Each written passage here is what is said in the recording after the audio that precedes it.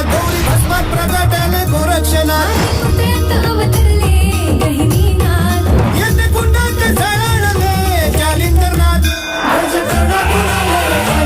दीक्षा पात्र विद्यमान भंडारीनाथ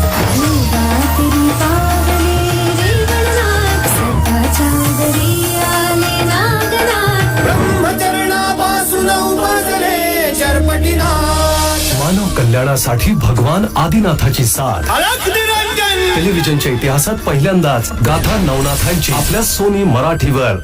जेव्हा भक्तानं दिली हात तेव्हा वाशातून आले मच्छिंद्रनाथ गौरी भस्मात प्रगटले गोरक्षनाथ येते कुंडात झळाळले जालिंदरनाथ दीक्षा पात्र विद्यमान भंडारीनाथ